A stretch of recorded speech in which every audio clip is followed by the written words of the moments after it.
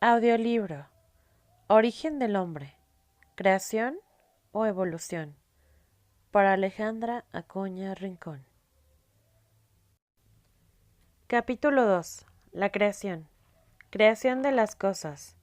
Contemplemos con nuestra inteligencia la obra creadora de Dios, realizada sucesivamente en 6 días, descubriendo entre otras muchas cosas admirables como esta obra ordenada y sabia es semejante a una escala ascendente, que empieza desde el caos hasta llegar a la plenitud de la perfección, que es como la melodía que va subiendo de nota en nota hasta alcanzar la nota sublime.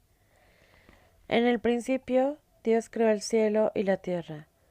La tierra era confusión y caos, es decir, no existía más que el eterno e increado Dios y al principio del tiempo con un acto de su voluntad omnipotente, creó de la nada los elementos gaseosos, sólidos, líquidos y confusos. Por cielo hay que entender el inmenso vacío o espacio que creó Dios primero, para luego crear en él lo demás.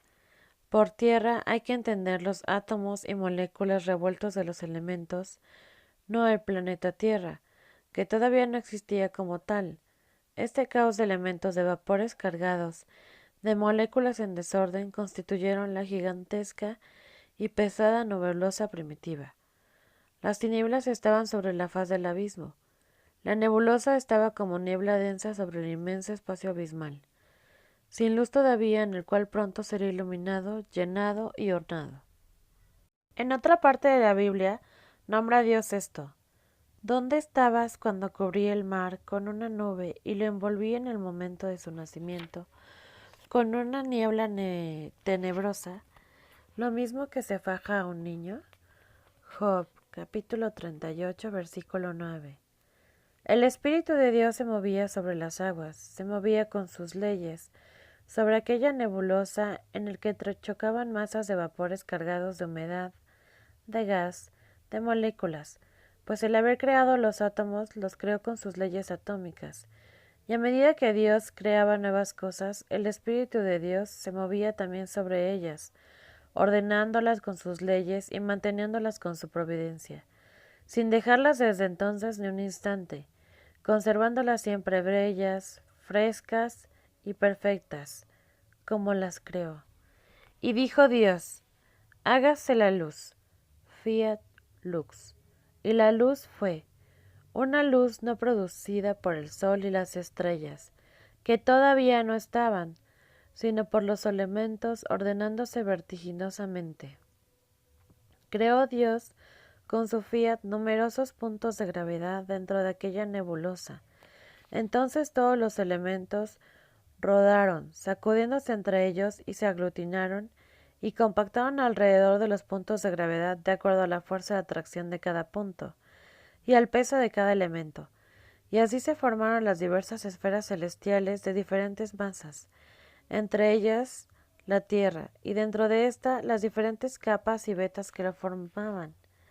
Todo este movimiento de átomos y moléculas, al reunirse y compactarse, produjo un calor y una presión total, que en pocos meses o años se conformaron. Por ejemplo, los diamantes, los volcanes, los valles y los montes. Al reunirse los elementos en los puntos de gravedad, el firmamento se despejó de la nebulosa, e hizo Dios el firmamento y llamóle cielo. En la tierra las aguas no quedaron separadas aún, sino que los futuros mares, manantiales, lagos y ríos estaban mezclados entre sí, y con moléculas sólidas y minerales, mientras que las moléculas más pesadas, o tierra, hacían costra y horno a los fuegos internos y azufres y metales interiores, y hacían fondo a las aguas. Los elementos gaseosos, por ser más ligeros, quedaron en el exterior y formaron la atmósfera de la Tierra, y la Tierra ya condensada, todavía desnuda, estéril, muda, lanzada en su trayectoria, recorría el espacio en las calvas crestas de sus montañas, emergiendo apenas de las aguas de las futuras cuencas. Dios, con las leyes físicas, continuó su obra, separadora y ordenadora de los elementos, digamos por familias, partes húmedas con partes húmedas, para formar los mares, lagos, ríos. partes sólidas con partes sólidas, para formar la estructura de la tierra. Y dijo Dios: reúnanse en un lugar las aguas y aparezca lo seco. Al elemento seco dióle Dios el nombre de tierra, y a las aguas reunidas llamólas mares. Esta obra ordenadora de los elementos no fue nada más en la tierra, sino en las demás esferas celestiales, y así quedaron terminados el sol, la luna y las estrellas y planetas. Con qué armonía ordenó Dios todas las esferas del universo. Una no puede estar sin la otra. Están tan vinculadas entre ellas por la fuerza de atracción, la masa, la velocidad, la distancia y órbita de cada una, que es una fuerza y sostén de la otra, la unión común y la fuerza comunicativa y atractiva que existe entre ellas, más que electricidad, es lo que mantiene girando y sujetas entre ellas. Si una sola estrella de los trillones que hay se saliera de su lugar, habría tal caos y desorden en el universo que terminaría en ruinas. Así de la nada Dios creó todo, del caos la perfección del universo, de lo informe los cuerpos celestiales, formados con leyes sabias y potentes, y la perfección creadora de Dios. Si bien hasta aquí había producido obras perfectas, en su naturaleza todavía no estaba completada, seguiría ascendiendo. Al crear Dios todas las cosas tenía presente el hombre y para él las creaba. El Señor me tuvo consigo al principio de sus obras, desde el principio, antes de que creara cosa alguna.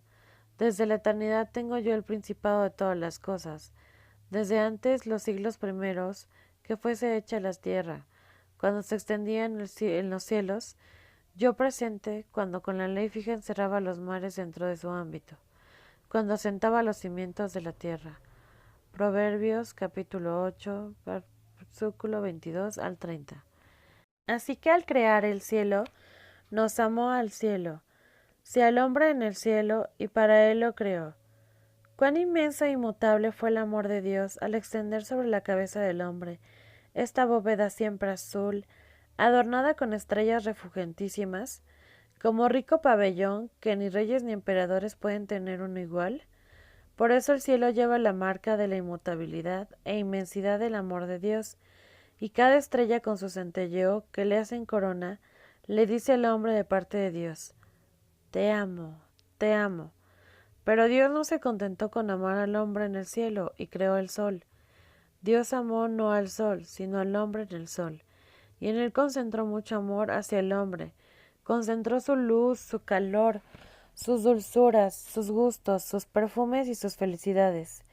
En el sol y en esta generosa y continuamente los da a la tierra, a las plantas, animales y hombres. Oh, cómo ofrece el sol, o sea, el amor de Dios en el sol, por medio de las plantas, de los frutos, de las flores, la verdadera felicidad terrenal a las generaciones humanas.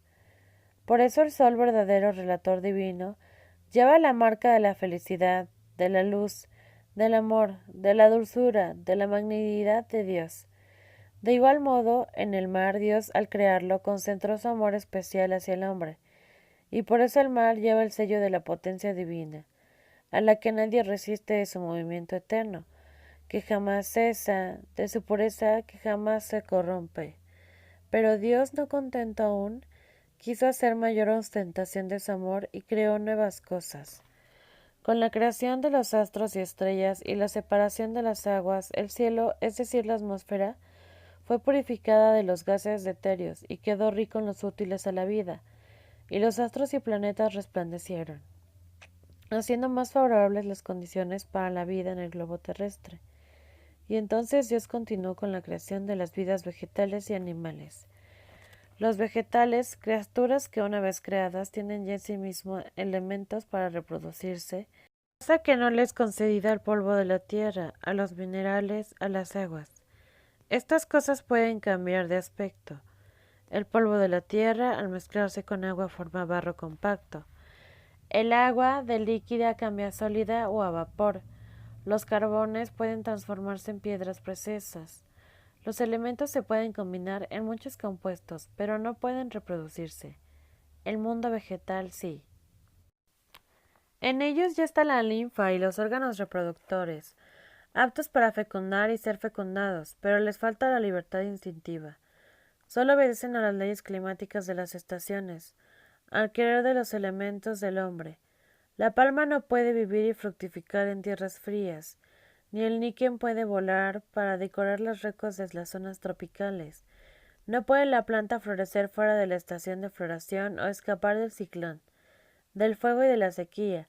Sin embargo, la vida vegetal es un prodigio de perfección dentro de la perfección, creadora ascendente, no evolucionadora desde el caos a la plenitud de la perfección. Perfección que aumenta en la vida animal libre de sus movimientos y de sus instintos. Hay un orden determinado por Dios en la vida animal, pero el animal goza ya de la libertad de elegirse una guardia y una compañera, de huir de la insidia del hombre y de los elementos. Es más, tiene un instinto, un magnetismo propio, que le advierte cuando se acerca un cataclismo, y lo guía en la búsqueda de salvación. Lo guía también para saber cómo nutrirse, cómo defenderse y ofender, cómo hacerse amigo del hombre y serle amigo. En el animal, además de las perfecciones creadas de la linfa vital, sangre, y los órganos reproductores que hay en las plantas, también están las perfecciones creadas del polvo, de la piedra, de los minerales, el esqueleto, la médula, la sangre, los órganos.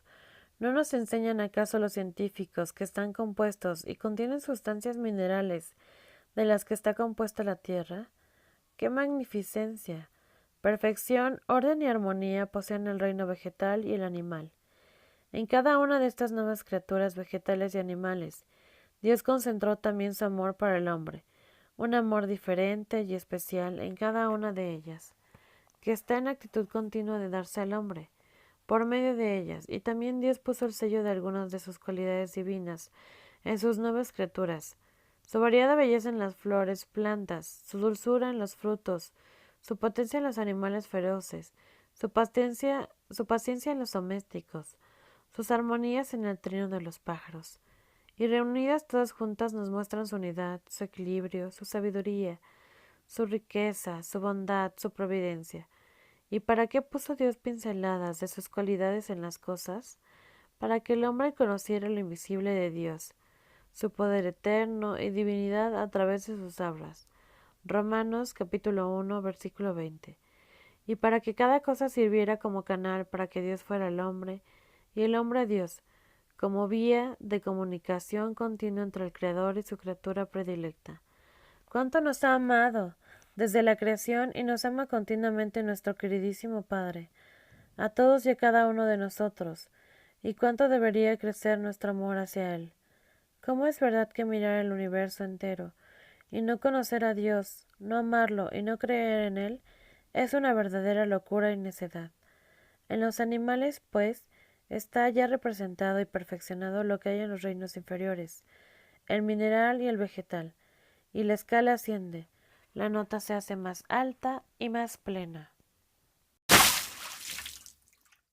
Creación del hombre. Y he aquí el hombre, síntesis maravillosa de todos los elementos de la creación material, a la que se une la creación espiritual, criatura hecha con barro, reino mineral, con elemento agua, dotada con calor, elemento fuego, respiro, elemento aire, vista natural e intelectiva, elemento luz, sangre, humores, glándulas y órganos reproductores, reino vegetal, instintos y movimientos, reino animal, y alma con pensamiento, palabra, libertad, querer, reino espiritual, completamente unido a Dios por gracia, verdadero Rey sobre toda la creación.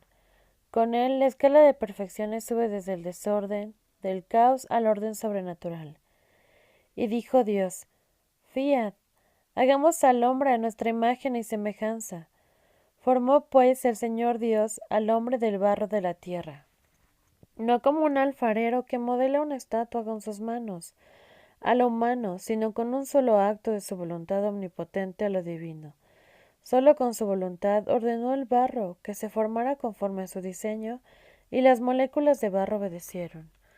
Conforme a la cual diseñó, formó el cuerpo del hombre.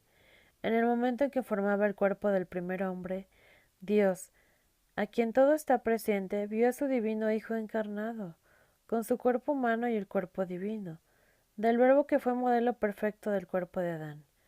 Porque Dios, desde toda la eternidad, había decidido la encarnación del Verbo, la cual tenía por objeto la consumación de la gloria, es decir, glorificar al Padre plenamente por la obra de la creación, a nombre de todos y por todos, y glorificar toda la creación, especialmente al hombre, independiente de si habrá habido pecado o no.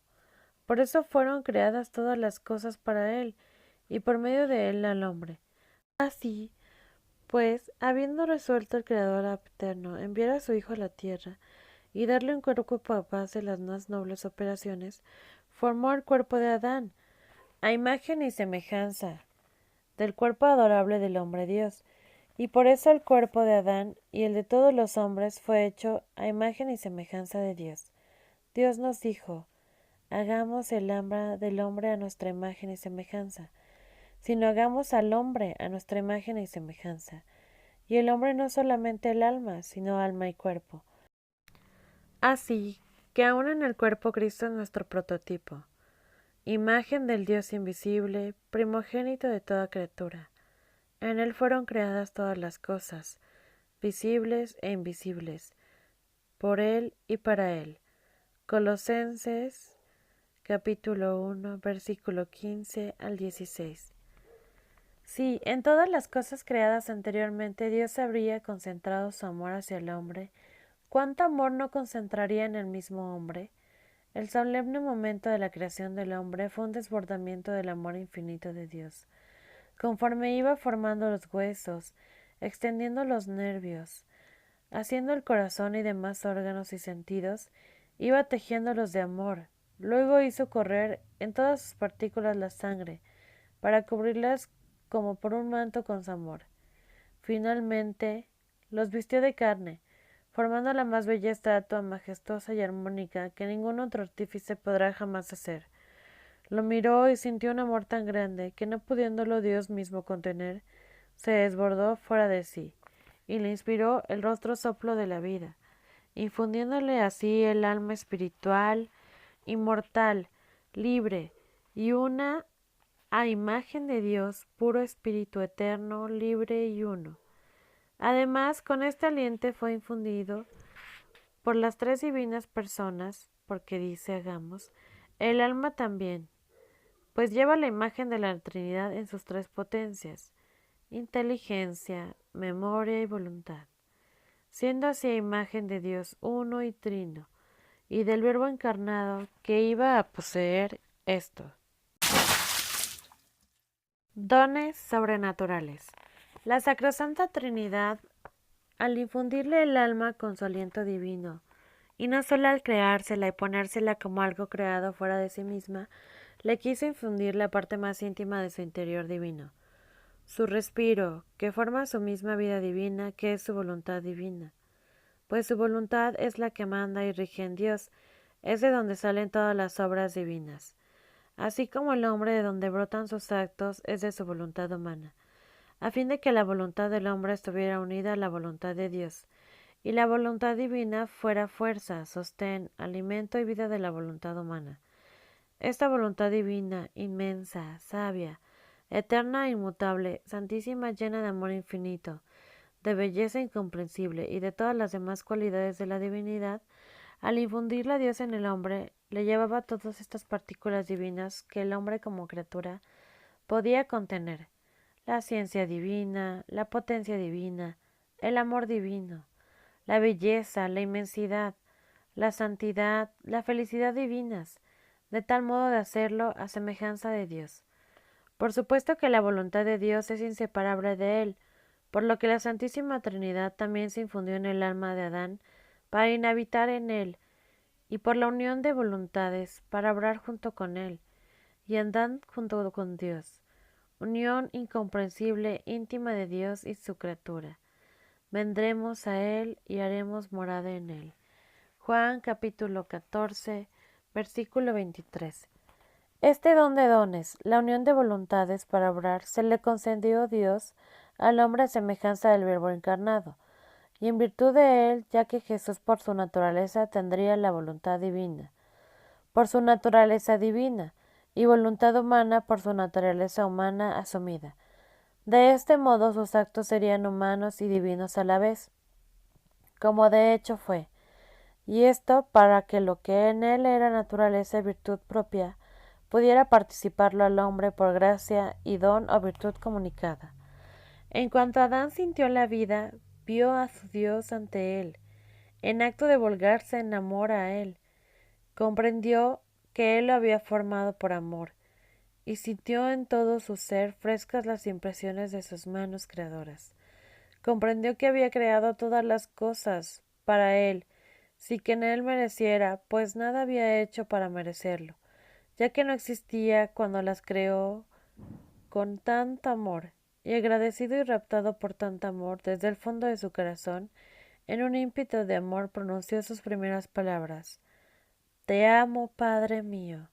Estas palabras fueron expresión de todo su ser, su respiro, su latido, las gotas de su sangre, su movimiento. Como en coro todos a una dijeron: Te amo. Y este te amo se extendió difundiéndose en cada cosa creada, desde la más grande a la más pequeña, amando a su Creador, con un amor semejante al suyo, con su mismo amor divino. Qué feliz se habría sentido Dios al oír que su obra, la estatua hecha y vivificada por él, hablaba, lo amaba y con amor perfecto, porque el amor que salía de Adán era el reflejo de su mismo amor divino, y por lo tanto el amor con que lo amaba Adán poseía la plenitud del amor divino. Hasta entonces de todas las cosas creadas por Dios, ninguno le había dicho que lo amaba. Así que al oír y sentir que el hombre lo amaba, su alegría, su contento fue tan grande, que como cumplimiento de su fiesta lo constituyó rey de todo el universo. Domine sobre los peces del mar, las aves del cielo y todos los animales terrestres. Génesis capítulo 1, versículo 26.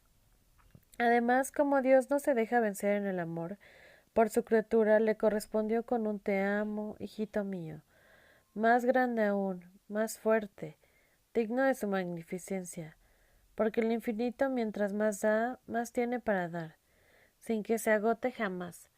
Adán quedaba extasiado y de nuevo le correspondía, formándose entre ellos un entretenimiento amoroso, lleno de nuevas sorpresas, de alegrías inefables, de felicidades perennes, de goces crecientes. Era continua fiesta entre Dios y el hombre, era el paraíso terrenal. De modo que el hombre, en cuanto empezó a vivir, empezó a obrar con su voluntad humana, perfectamente unida, fundida a la voluntad divina.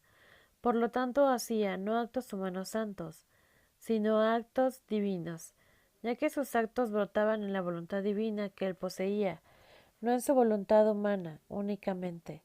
Actos divinos, es decir, actos con cualidades divinas, actos con la plenitud de todos los bienes divinos, plenitud de amor, de sabiduría, de belleza, de adoración, de agradecimiento, de alabanza. De este modo la criatura le daba gloria perfecta a su Creador. Si Adán no hubiera poseído la voluntad de Dios para hacer actos a lo divino, le habría faltado el matiz de mayor semejanza con su modelo divino, y no habría sido perfecta imagen de Jesús, verdadero Dios y verdadero hombre, y Dios habría hecho incompleta e imperfecta su obra, lo que no puede ser. Mucho más que Dios nada perdía con participarle al hombre su voluntad divina y su obrar divino. Al contrario, si no hubiera hecho así al hombre, Dios hubiera hecho una obra indecorosa e indigna de sí mismo, al decir que algo incompleto e imperfecto era su imagen y semejanza, hecho conforme al modelo divino. Y entonces, ¿cómo se explican las palabras hagamos al hombre a nuestra imagen y semejanza? ¿Cómo la criatura humana tan incapaz, tan limitada y finita en sí misma y en su obrar, podía asemejarse a Dios y ser su imagen? Hubieran sido palabras simbólicas, pero no verdaderas, un modo de decir, pero no una realidad, siendo que en Dios la palabra corresponde a la verdad, cuando Él habla, obra, lo que dice es. Aquí el primer instante de vida de nuestro primer Padre, y cuantas maravillas insospechadas, y cuantas maravillas más que no conocemos, que quedaron entre Él y Dios, Enseguida él continuó haciendo un acto tras otro, de estos maravillosos actos divinos, y la sucesión de actos divinos de Adán empezó a formar la vida en él, porque cualquier vida está formada por sucesión de actos, no por un acto solo. Así que a medida que repetía esos actos en la voluntad divina, crecía en él la vida divina y la semejanza divina. Pues cada acto suyo, hecho en la unidad de la voluntad suprema, era un tinte de belleza divina, de más que adquiría de sabiduría, de amor, de felicidad, etc. Y es lo que hacía crecer en semejanza con su Creador, según lo dicho por él. Creced. Y después de repetidos actos hechos en la voluntad divina, se habría completado la vida divina en él, por cuanta criatura es posible. Entonces el Verbo eterno glorificador, encontrándolo semejante a él, lo habría atraído, lo habría fundido en sí y lo habría llevado a las delicias del cielo, sin pasar por la muerte, el juicio y el purgatorio, porque si cada uno de sus actos habría sido hecho en la unidad de la voluntad divina, con sus cualidades divinas, ¿qué defecto e imperfección podría tener cada acto? Para tener que ser juzgado, ¿a qué pecados, apegos o pasiones desordenadas tendría que morir el hombre? ¿Qué deuda con Dios tendría que purgar si le daba un acto perfecto, pleno de amor infinito, de adoración divina, de agradecimiento inmenso, de gloria universal? Por eso, en este estado primero, para el hombre no existía la muerte, ni el juicio, ni purgatorio, ni menos infierno. Vivía en Dios y Dios en él. Era el paraíso en la tierra para obrar, y de este pasaría el paraíso de tierra, del cielo, a seguir viviendo en Dios y Dios en él, pero ya totalmente develado, para gozar plenamente las inmensas riquezas y felicidades adquiridas en la tierra. ¿Cómo se puede comprender? Este fue el exceso de amor más grande e incomprensible, Dios. Al infundir su voluntad, su vida divina en el hombre, infundirse en sí mismo e inhabitar y obrar en su amadísimo Hijo, y junto con él, qué estado tan sublime del primer hombre, a qué altura y dignidad lo elevó Dios. En el cielo veremos este espectáculo todo divino, Dios viviente y obrante en el hombre, y obrante y viviente en Dios. Preternaturales. Nuestro primer padre Adán, al tener su voluntad humana perfectamente unida a la divina, tenía todo su ser unido a Dios, su inteligencia estaba unida a la inteligencia divina. Por eso recibió la ciencia, la sabiduría de Dios infusas. En el momento en que Adán recibió el aliento de Dios, recibió conocimiento sobre Dios, quién era, sus atributos, cuánto la amaba, cuánto le había dado. Recibió conocimiento de sí mismo, de qué modo había sido creado y para qué había sido creado, y recibió conocimiento de las cosas creadas, para qué las había creado de Dios, qué cualidades tenía cada una y cómo debía usarlas él, no solo para su bienestar corporal, sino para crecer en la vida divina, de manera que empezó a ver las cosas como las ve Dios, desde el punto de vista divino. Y oh, cuántas cosas admirables y comprendió. A esto se le llama don de ciencia infusa. Por eso esta ciencia infusa, con suma facilidad y pleno conocimiento, les puso nombre a todos los animales. Génesis 2, capítulo 19 al 20. Pero como Dios no tiene límites y el hombre, aunque unificado con Dios, es siempre criatura con límites, por muchos conocimientos que Dios le había infundido, en el momento de su creación, siempre tenía nuevas sorpresas que darle a conocer, siempre tenía nuevos secretos que manifestarle y nuevas verdades que revelarle, siempre antiguo y siempre nuevo. Por eso Adán oía la voz de Dios, la palabra en el fresco de la tarde, es decir, en la paz de su espíritu ignorante, de las fiebres y ardores de las pasiones desordenadas, que conversaban como padre con su hijo, y le daba lecciones sublimes y divinas. La voluntad santísima de Dios contiene la fuerza, que nunca se cansa, la fuente de felicidades. Por eso Dios es felicísimo en sí mismo, y nunca se cansa ni envejece. Las cosas creadas como salieron de esta suprema voluntad y de ella reciben continua vida, poseen la fuerza que nunca se cansa. ¿Se cansa el sol de dar continuamente su luz? ¿Se cansa el muer de murmurar siempre? ¿Se cansa el cielo de estar extendido o la tierra de producir vegetación? No, porque todos tienen la fuerza que les da el fiat conservador de Dios, del cual ellos no se han separado. El hombre reteniendo todo esto en la voluntad divina obrante en él, participaba también de la fuerza que no cansa, de la felicidad perenne y siempre nueva. Estaba sanísimo, lleno de vigor y energía inagotable. En él no existían enfermedades, sufrimientos, cansancio, debilidad, infelicidad. Este es el don de inmunidad de todo sufrimiento o impasibilidad. Cada acto de más que hacía aún en el trabajo no le debilitaba ni envejecía, al contrario, le comunicaba más vida y vida divina. Le daba una felicidad mayor hasta que llegara a la plenitud de la vida y felicidad, es decir, el paraíso celestial. La muerte, por tanto, no tenía lugar, y menos la corrupción. Este es el don de la inmortalidad. La voluntad divina contiene la belleza incomparable de Dios, y también el hombre poseía una belleza digna de la fuente de donde salió, tanto en su alma como en su cuerpo. No existían fealdades, deformidades, defectos. La voluntad de Dios contiene el orden perfecto y la armonía, por eso las cosas creadas como salieron de esta voluntad están todo en orden y armonía entre ellas, cada una en su lugar. El hombre también poseía este orden perfectísimo en sí mismo. Todos sus movimientos, tendencias y deseos estaban en armonía con la voluntad de Dios. Su inteligencia, iluminada por la ciencia divina, regía sin esfuerzo sus potencias y sentidos. Estos se dejaban conducir sin dificultad a la finalidad para la cual Dios las había dado. No había en él ni siquiera una tendencia, deseo o inclinación desordenados, es decir, fuera del orden establecido por Dios. ¿Qué orden y armonía había dentro del hombre? Realmente era el rey de sí mismo.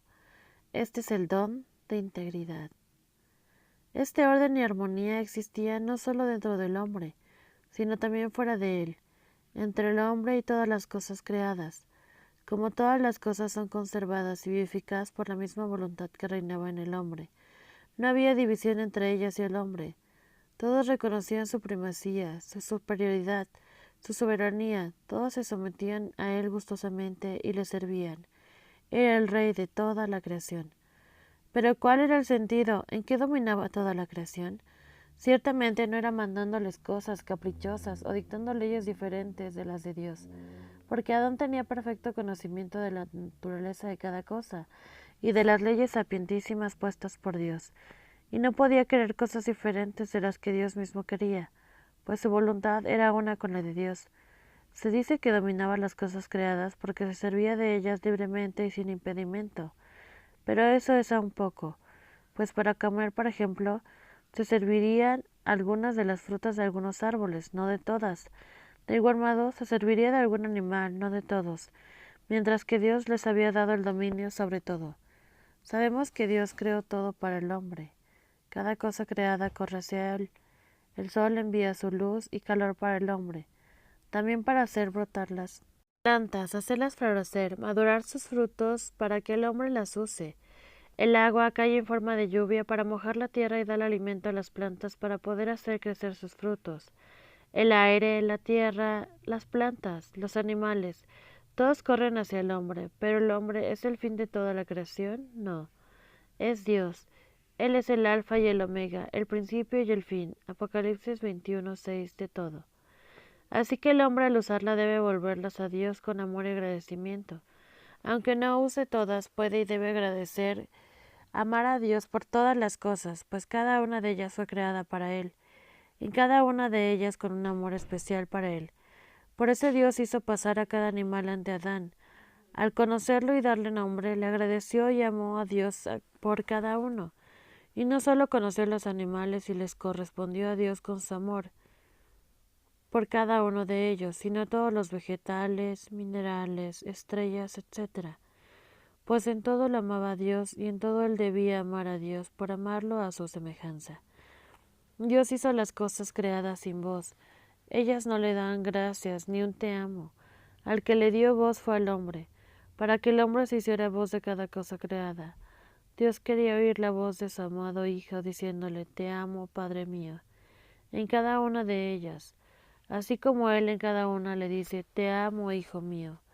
Este era el verdadero dominio sobre toda la creación, hacer a todas las criaturas servir para la finalidad para que Dios las creó. Esto es para que el hombre y Dios se amaran continuamente, y para que el hombre creciera en amor, en conocimiento, en actos divinos, en vida divina, asemejándose a Dios. De esta forma ninguna cosa se escapa de su dominio y acción, desde las más lejanas estrellas, ni el ojo humano es capaz de divisar, hasta las cosas más pequeñas como las arenas de la tierra. De todas se servía para recibir el amor de su Padre, y a la vez para corresponderle en amor, para alabarlo y glorificarlo. Incluso de las criaturas espirituales, los ángeles, se servía el hombre. Con esto se ve que Dios creó todo para el hombre, y el hombre para él. Solo del hombre depende que él y la creación entera cumplan la finalidad para la que Dios los creó. Por eso hizo al hombre como síntesis o resumen del universo entero. Él es el sacerdote que ofrece toda la creación, y asimismo a su Dios, adorándolo en espíritu y en verdad. Juan capítulo 4 versículo 23. Como Dios continuamente y en todas partes. Y antes del pecado, en este periodo inefable de la vida de Adán, la finalidad de la creación se cumplía en la perfección dispuesta por Dios. La voluntad de Dios posee la fuente de todas las riquezas y los bienes, sin que nunca se agoten ni disminuyan. Todas las cosas, habiendo sido creadas por esta voluntad riquísima, poseen la abundancia de los bienes que les dio su Creador. Por ejemplo, el sol abunda en bienes y sigue dando luz, calor, fecundidad, madurez, colores, dulzuras, etc., como cuando fue creado por Dios. Nada le ha disminuido ni nada se le ha acabado, porque no se ha separado de la nada, se le ha acabado, porque no se ha separado de la fuente de luz y de bienes. La voluntad que lo creó, el cielo abunda en estrellas, el mar en peces. Así él poseía fuente misma de los bienes dentro de él.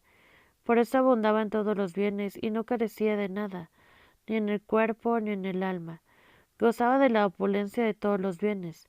La pobreza, la miseria, las necesidades, el perdir no existían para el hombre. Con derecho todas las cosas creadas en abundancia le daban los bienes que Dios había puesto en ellas, pues se sentían honradas de servir en el hombre la misma voluntad que los había creado. Pero aún más, todas les daban sus bienes y cualidades a la vez, temperándose entre ellas el calor junto con el frescor, la dulzura con la fuerza, la luz con la belleza, la firmeza con el movimiento continuo, la sabiduría con la sencillez, etc. Todo en equilibrio y perfecta igualdad, del mismo modo como son en Dios sus atributos. En él sus cualidades están perfectamente equilibradas unas con otras. Imaginemos el desequilibrio que existía en Dios y en el mundo si su amor fuera más pequeño que su justicia, o su inmensidad más grande que su omnividencia, o que su dulzura fuera más grande que su fuerza, o su simplicidad más pequeña que su majestad. Pobres de nosotros. Pero no, en Dios todos los atributos tienen la misma medida infinita, y así se equilibran perfectamente. De modo semejante recibe el hombre las cualidades puestas por Dios en todas las cosas creadas, y la luz no lo deslumbra, el calor no lo sofoca, el frescor no lo entumía, el viento no lo dañaba. Y si en este estado original hubiera habido más seres humanos descendientes, todos de Adán, como cada uno habría poseído la fuente de los bienes y la plena felicidad, cada uno habría sido felicísimo en el puesto en el que la voluntad de Dios lo habría colocado, cualesquiera que fueran la condición y el oficio que ocuparan. Y todos habrían estado en perfecto orden y armonía entre ellos, donde habría cabido las envidias, los celos, los odios, las venganzas, las guerras, las rebeliones, las inconformidades, los sentimientos de fracaso, de inferioridad, de superioridad, etc. Hubiera sido como sucede en las cosas de la creación. Cada una es diferente y realiza un oficio distinto, y todas están en perfecto orden y armonía. Entre ellas, en el puesto que ocupa cada una es feliz, ninguna está inconforme, porque si bien su oficio es diferente, único y especial, todas tienen un mismo valor, pues salieron de la misma voluntad divina, desde la plantita más humilde del campo que pisamos, como alfombra, hasta el árbol cargado de frutos, desde la más pequeña estrella hasta el más grande refulgente y espléndido sol, de manera que en una estrella pequeña podré decirle al sol: es cierto que tú tienes mucha luz y calor, tu oficio es grande, tus bienes son inmensos, tanto que la tierra entera depende de ti, mientras que yo en comparación tuya no hago nada de bien a la tierra. Pero así te hizo el fiat de Dios, y así me hizo a mí el mismo fiat. Así que nuestro valor es igual, y la gloria que le damos a nuestro Creador es semejante. De este modo todos los hijos de Dios y descendientes, todos de Adán, habrían sido uno con la creación que es material, una. Pues una misma voluntad los habría animado, una misma vida los habría vivificado, un mismo lenguaje habrían hablado, y todos los bienes habrían sido comunes entre ellos. Esta unidad de la humanidad entera que Dios quiso. Por eso, todo esto se ve en los dones preternaturales, que dones aislados e independientes eran efectos del vivir en la voluntad de Dios, y no eran los únicos efectos, eran solo los pocos que Dios pudo manifestar en la humanidad en el estado de tinieblas en que se precipitó después del pecado, y de los pecados cada vez más abundantes. Estado original. En aquel primer tiempo entonces la voluntad de Dios se hace como en el cielo en la tierra, como Dios en el hombre. En Dios, en las tres divinas personas, está tan unificada su voluntad que no se puede discernir cuál sea la voluntad de una o de otra. Es una sola voluntad, que quede claro. No es solo simple unión de tres voluntades, sino unidad de voluntad. Así que mientras las tres personas son distintas, su voluntad es una. Esta unidad de voluntad produce en las tres divinas personas igualdad de santidad, de potencia, de luz, de bondad, de belleza, de sabiduría, de amor. Es decir, igualdad en su divinidad, y esta igualdad de naturaleza y de atributos establece en ellas el verdadero reino divino del orden y de la paz, produciéndoles gozos y felicidades inmensas y continuas. Esta voluntad divina única es reina de la divinidad, pues ella tiene el primer puesto en Dios, rige y domina todos sus atributos. No hay acto en Dios que su voluntad santísima no tenga su primer puesto de reina. Si en lugar de una voluntad en las tres personas hubiera tres voluntades, aunque estuvieran estas unidas, ellas serían desiguales en la potencia, en la unidad, en la sabiduría, en la belleza, en todo. No estarían en perfecto acuerdo, no existiría el reino del orden y de paz. De esta manera no podrían ser felices, ni hacer felices a los demás, es decir, no serían Dios. Al obrar extra, la Trinidad Sacrosanta obró con la misma perfección que obraba ad intra, por eso quiso que el hombre fuera uno con ella. Como las personas divinas entre ellas son uno, con una voluntad, por supuesto, en ellas esta es naturaleza. En el hombre era gracia gratuita, con todo lo que el hombre es y posee. Dios, al ver el gran bien que producía al reinar una sola voluntad dentro de sí, quiso que la misma voluntad que reinaba en él reinara en el hombre, y que el hombre le diera el primer puesto de reina en él, a semejanza suya. De esta manera Dios puso su comunidad de sus bienes divinos, sus felicidades con su amada criatura, y estableció el reino divino y celestial en ella. Esto fue lo que significó infundirle su aliento. El acto de infundir Dios su aliento en su criatura fue tan tierno y dio una alegría tan grande para Dios que todo su ser divino se derramó fuera con tanto amor, que con una fuerza incontenible infundió todas sus cualidades divinas, se infundió a sí mismo en su amada criatura, le infundió su voluntad en la voluntad de ella, y este aliento no lo retiró ni lo interrumpió, no, lo mantuvo siempre en un acto de infundirse. Honor más grande no podía darle. Realmente Dios ama al hombre hasta un exceso inimaginable. Qué misterios de amor insondables, de los cuales hasta ahora somos desconocedores. De Dios. A medida que Dios creaba, veía que su obra era buena, es decir, veía que tenía el reflejo de algunos de sus atributos y le agradaba. Pero su obra no estaba aún completa, le faltaba hacer salir otros reflejos de sí mismo. Por eso seguía creando. Cuando finalmente creó, vio en él solo reunida una pequeña participación de todas sus cualidades divinas, que como reflejos o vestigios había esparcido en el universo. Y le agradó sobremanera, vio que era muy bueno. Pero esto no fue todo lo que vio en su criatura, más amada. Se vio a sí mismo vivo y obrante en su imagen. Vio su misma vida en su Hijo, y no solo sus obras, y esto se le satisfizo plenamente. La creación estaba completada y la finalidad cumplida, y descansó en su obra maestra en su Hijo. Este reposo de Dios no era un reposo inactivo y pasivo, sino un reposo de complacencia perfecta, en el que seguía comunicando sus bienes a su Hijo, su sabiduría se comunicaba a la inteligencia del hombre, inundándola de nuevas verdades divinas como las olas altísimas de un mar interminable. Y así la sabiduría divina encontraba su reposo en la inteligencia humana, pues esto era su creación de la inteligencia humana, para ser reflejo de la inteligencia divina. El amor eterno se comunicaba incesantemente al corazón del hombre y era recibido y correspondido por el corazón humano, y en éste encontraba su reposo.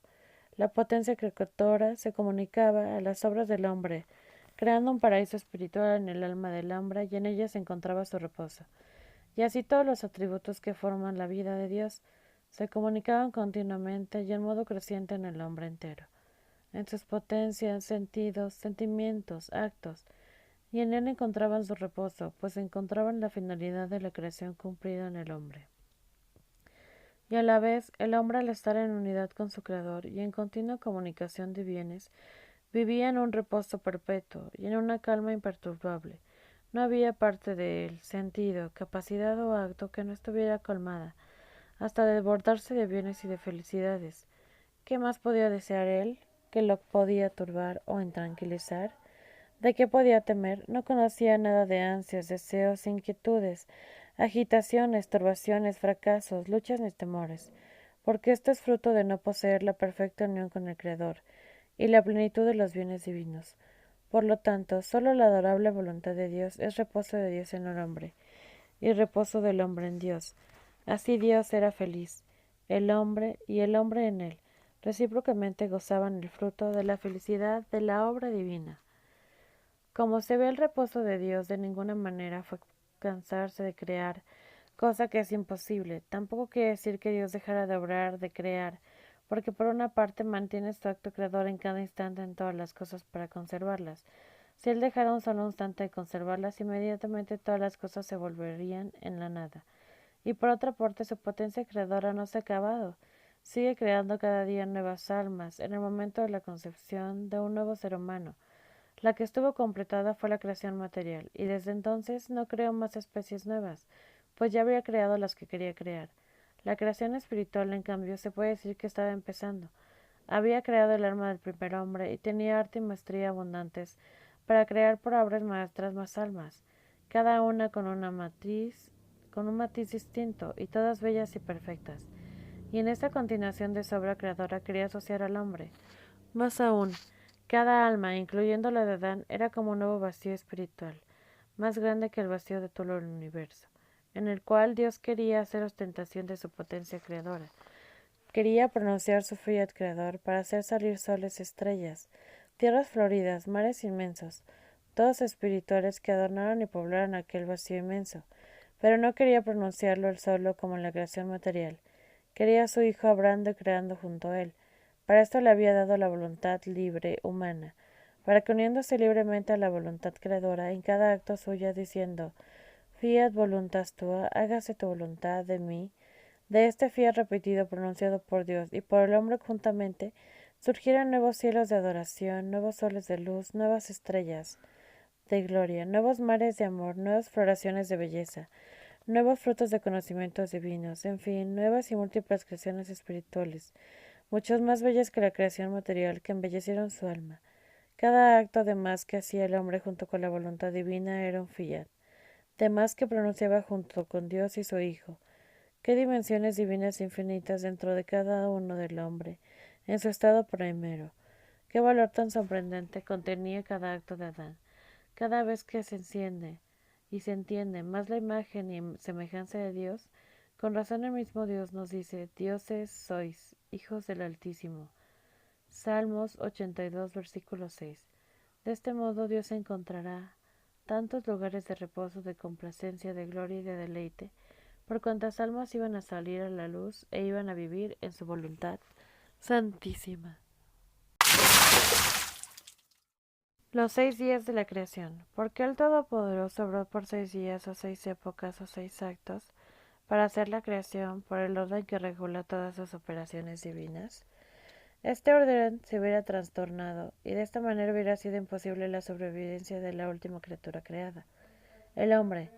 Si esto hubiera sido hecho primero y antes de ser creada la tierra con todas sus partes, antes de ser habitable por el orden puesto en sus aguas y continentes, antes de ser hecha confortable por la creación del firmamento, antes de ser hecha luminosa, bella, fecunda por el benéfico sol, por la reluciente luna, por las innumerables estrellas y antes de ser hecha morada, despensa y jardín para el hombre, por todas las criaturas vegetales y animales con las cuales está cubierta y poblada. Por ese orden dividió su obra creadora en 6 órdenes de creaciones ascendentes hacia una perfección cada vez mayor, haciendo primero las obras menores y hasta el final la mayor, su obra maestra, como solemne corazón de su obrar. Hipotéticamente, Dios hubiera podido hacer todas las cosas en un solo día y con un solo acto fiat, pero no lo hizo. Le agradó repetir su fiat creador por 6 veces, para complacerse y multiplicar su gozo al ver salir de su fiat repetido, con su potencia creadora, la tierra, luego los mares, luego el cielo azul, luego el sol y las estrellas, luego las plantas y animales, y el último fiat lo repitió sobre el hombre, como completamiento y cumplimiento de toda la obra de la creación. Día significa tiempo durante el cual se obra en contraposición de noche, que es tiempo en el cual no se obra. Aquel día no significa 24 horas o una hora vuelta completa del planeta Tierra sobre sí mismo. Así que los 6 días de la creación significan las 6 etapas o actos de obrar de Dios. Y en este sentido, más adelante del Génesis, al concluir la narración de los 6 días, dice: Tal fue el origen del cielo y de la tierra, cuando fueron creadas en aquel día, en aquel Señor Dios hizo el cielo y la tierra, es decir, cuando Dios obró la creación. Además decimos que Dios es luz, de modo que cada acto se hace en una fulguración de luz espiritual y divina. Así que cada acto divino se puede llamar día, día esplendoroso de luz, que contiene y pone acto la potencia creadora de Dios, creando y conservando lo que quiere. Y en estos días actos desarrollan sus efectos en el tiempo en un periodo más o menos largo. Por eso en este sentido podemos decir que el día de la creación abarca todo el tiempo, desde el primer instante de la creación hasta el fin del tiempo, de manera que Dios no ha dejado de obrar. Por eso los días de la creación no han terminado. Continúa el tiempo durante el cual Dios obra y conserva sus obras. Y fue mañana y tarde, y no dice que haya sido noche. Y como Dios, hasta en su mismo reposo obra, por eso dice el Génesis: y el séptimo día reposó. Si Dios hubiera dejado de obrar, diría que reposó en la noche, no en el día. Como expliqué en el subtítulo anterior, el reposo de Dios es activo. Mientras reposa, sigue obrando. Jardín del Edén o paraíso terrenal. Edén o paraíso terrenal o jardín de las delicias no era un jardín especial o lugar delimitado o aislado del resto de la creación. Era toda la tierra, toda la creación, con el cual el hombre estaba en perfecta armonía y continua comunicación, y sobre la cual tenía la primacía desde el momento en que había sido creado, por vivir de la voluntad de Dios. Había plantado el Señor desde el principio un jardín delicioso, o Edén, donde colocó al hombre que había formado. Génesis capítulo 2, 8. Así que mientras el hombre mantuviera unida su voluntad a la de Dios, iba a existir el Edén, o estado de perfecta felicidad y delicias. Por lo tanto, en cualquier lugar de la tierra donde se encontrara el hombre, allí era Edén para él y para Dios. Porque el Edén no estaba solo fuera del hombre, sino sobre todo dentro de él. Y cuando se acabó el Edén interior, por consecuencia se terminó el Edén exterior. Esto se ve ahora. Si alguien vive en su lugar, como Hawái, que podría ser llamado jardín de delicias por su clima, vegetación, abundancia, paisajes, no por esto viviría como Adán en el estado original, pues le faltaría lo sustancial, el Edén interior, la unión plena de su voluntad con la de Dios, que es la fuente de la felicidad y que es lo que pone armonía entre Dios y el hombre, y entre el hombre y las cosas creadas. Así que si alguien vive en Hawái, no es un Adán inocente, ni vive en el paraíso terrenal como vivía Adán antes de pecar. Es más, puede ser infeliz, puede vivir en pecado y puede condenarse, aunque esté rodeado de un jardín de delicias material. El Edén, pues, establece en el interior del hombre, y de ahí se refleja al exterior. Del Edén salía un río que regaba en el jardín. La divina voluntad, fuente de la que brota todo bien, con sus aguas vivas regaba continuamente la tierra, el hombre, su humanidad, hecha jardín, donde se deleitaba a pasear porque los árboles de hermoso aspecto, dones naturales y virtudes que Dios había hecho brotar de la tierra en Adán, producían cada vez más frutos buenos para comer. actos divinos, los únicos que a Dios le pueden satisfacer. El río se dividía en 4 brazos, que regaba los 4 puntos cardinales, es decir, todo el hombre, y rodeaba la tierra. Todo está el oro de aquella tierra es finísimo. Allí se encuentra también el bendelio, la piedra de onice, Dios mismo uno y trino, con su potencia, sabiduría y amor. ¿Qué más valioso y precioso existe? La suprema voluntad no solo regaba al hombre y le hacía producir frutos exquisitos, dignos de Dios, sino que también ella lo rodeaba, es decir, lo cuidaba, lo conservaba bello, fresco, noble, como lo había creado, y junto con él también conservaba todos sus actos. Cada acto, además de Adán, iba siendo regado o vivificado por la voluntad de Dios. Contenía valor incalculable y ella misma lo rodeaba o lo conservaba con todo su valor, preciosidad. Así les participaba también de su cualidad eterna y quedaban actos eternos. De este modo el hombre no perdía ni un solo acto de sus actos. Estos permanecían siempre vivificados y actuantes ante Dios y ante él mismo. Esa es la razón principal por la que Dios formó al hombre de la tierra, para que viendo el jardín de delicias exterior formado de la tierra, comprendiera que él mismo formado de la misma tierra era el jardín de delicias de Dios, es decir, para que el hombre comprendiera la realidad espiritual que era el Edén de Dios por medio de la realidad material que sus sentidos captaban del Edén exterior.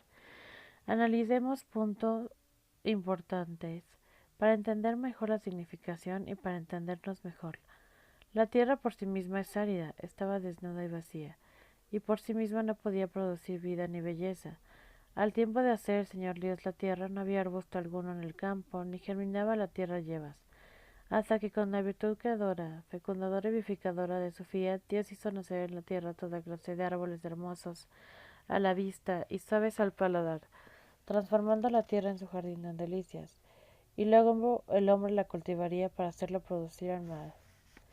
Así el hombre, tierra vivificada por el fiat de Dios y transformada en el jardín de delicias del propio Dios, por sí solo no podían producir frutos, obras valiosas, vivas, agradables a Dios, pero con su voluntad unificada a la voluntad de su Padre, la cual contiene la potencia creadora, y pronunciando juntas el fiat secundante en cada acto suyo, haría que era él mismo.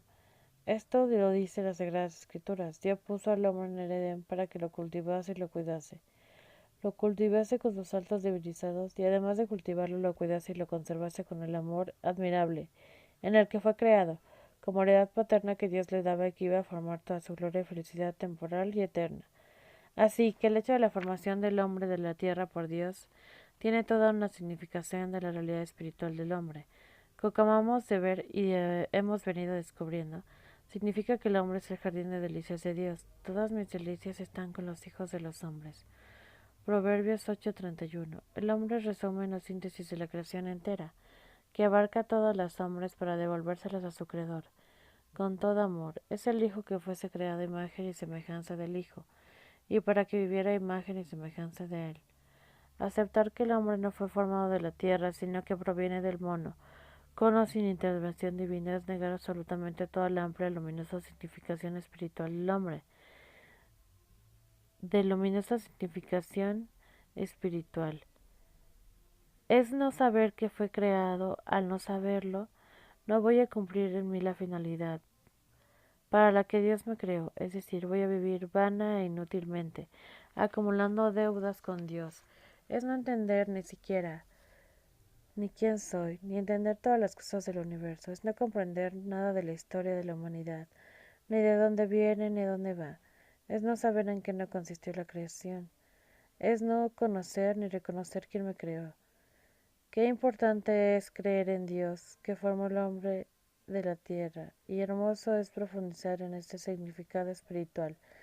Por eso sigamos meditando el Edén universo y el Edén hombre.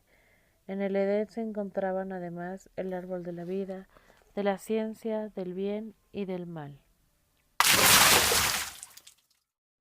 Árbol de la vida. Después de haber descorrido un poco los velos del sublime estado en el que fue creado el primer hombre y haber contemplado la altura divina en que vivía, la comunidad de bienes con su creador, las relaciones y comunicaciones continuas con su padre, se podría pensar que el hombre es el punto más alto de la escala ascendente creadora, la nota más excelsa de esta melodía divina, la perfección de la perfección creadora, pero no. Es aún la perfección.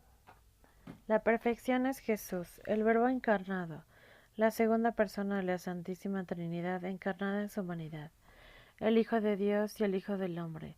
En él está representada toda la creación material y la espiritual, como Hijo del Hombre, y además está la divinidad como Hijo de Dios.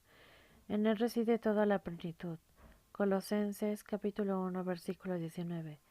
Sin dejar la naturaleza divina ni limitarla, hacemos la naturaleza humana, no para envilecer la divinidad, sino para divinizar la humanidad, para hacernos partícipes por gracia de lo que Él es naturaleza. Jesús, Dios y hombre verdadero, es quien le da la gloria y la correspondencia de amor perfectos al Padre, por todo lo que hizo salir de la creación, sin que se le escapa nada ni un pensamiento o respiro de criatura. Él es el quien eleva al hombre, lo diviniza y lo glorifica. Por él Adán fue creado en ese estado de hijo, con él Adán obraba lo divino. De él recibiría la glorificación, es decir, la inmortalidad, la vida eterna. Yo soy la vida, verdadero árbol de vida eterna, cuyos frutos eran comidos sin interrupción y asimilados con perfección, comunión real, perenne y plena. Árbol de la ciencia del bien y del mal. Existía en el Edén también el árbol de la ciencia del bien y del mal, árbol que sirvió de prueba pedida por Dios a la vez, simbólico. Simbolizaba el mal. Si no hubiera sido el mal, Dios no le habría dicho al hombre que no comiera de él porque moriría. No podía hacer el bien porque ya poseía el bien, que es fuente de todos los bienes. Lo único que no tenía era el conocimiento experimental del mal, y no tenía ninguna necesidad de tenerlo. Poseerlo puesto a lo que conocía lo poseía, el bien, poseía la vida, y al rechazarle encontraría la muerte. Este árbol de mal, de acuerdo al comportamiento del hombre respecto a él, era de bien o de mal. Si el hombre era fiel, es de querer libremente la vida, en evitar el mal, sería de bien. Si no era fiel, sería del mal. Este árbol estaba ahí, no porque Dios lo hubiera puesto, porque Dios no puede salir mal, y no sale de él ningún mal. Estaba ahí porque el mal existía desde que Luzbel puso su voluntad libre a la de Dios, transformándose en el maligno, y el hombre al tener libertad tenía la posibilidad de querer libremente el mal. Por eso se encontraba en el Edén el árbol del bien y del mal.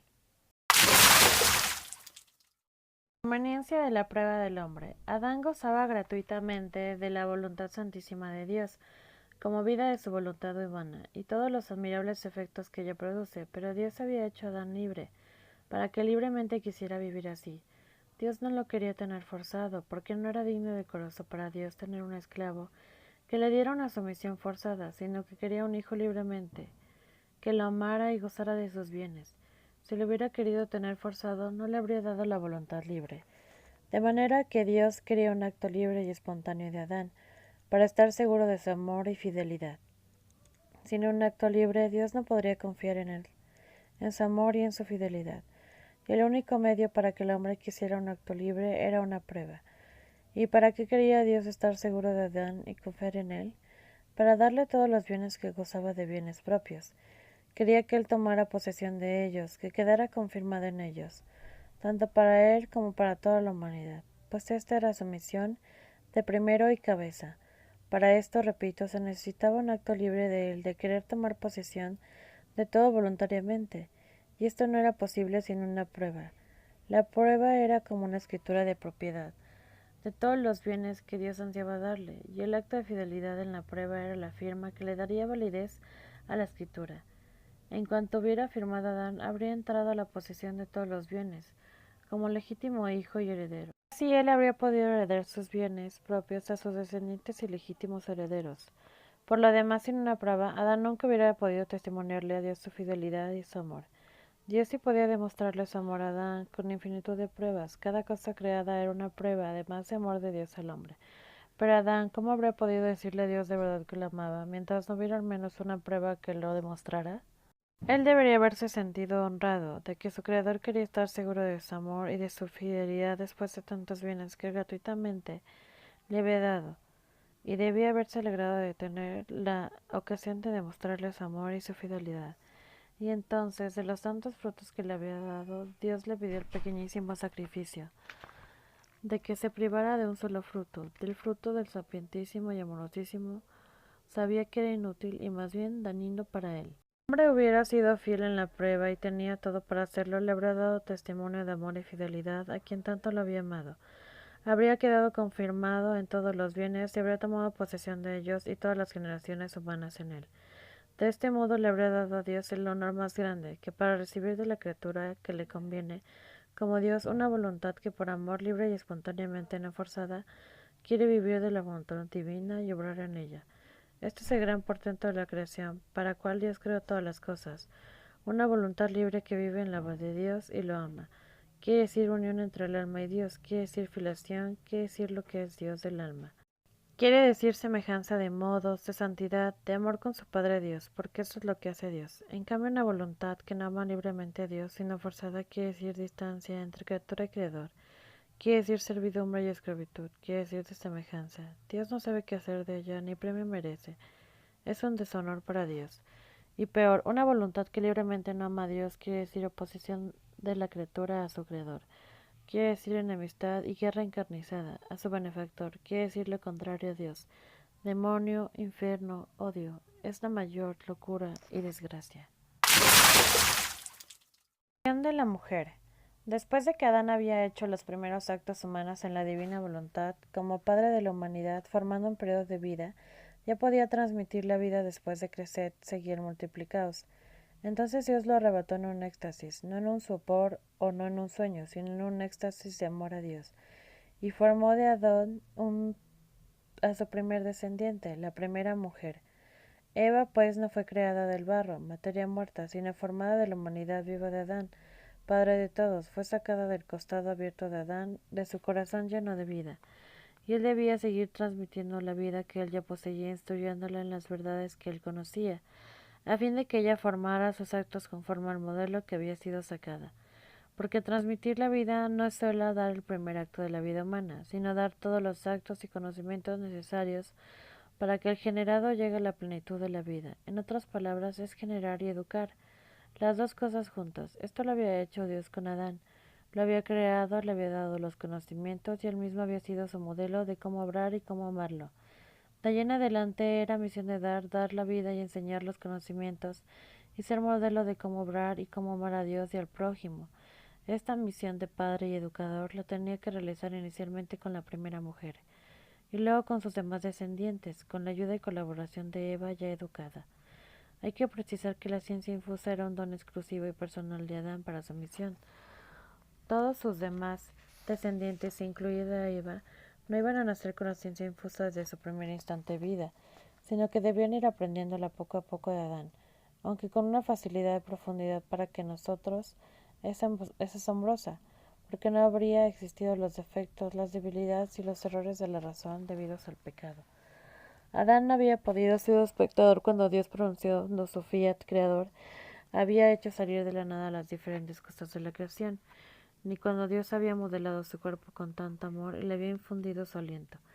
Pero en el momento de la formación de la primera mujer, Adán fue espectador del fiat creador de Dios, como no iba a quedar raptado en éxtasis ante la potencia creadora obrante de Dios. Nuestro primer padre Adán vino a formar de sí mismo con arte y maestría divinas a otro ser semejante a él, y por tanto semejante a Dios mismo y a la vez diverso de él. Por eso cuando Adán se volvió en sí de aquel éxtasis, con pleno conocimiento y emoción dijo: Esta sí que es hueso de mis huesos y carne de mi carne. Se llamará mujer porque del hombre ha sido sacada.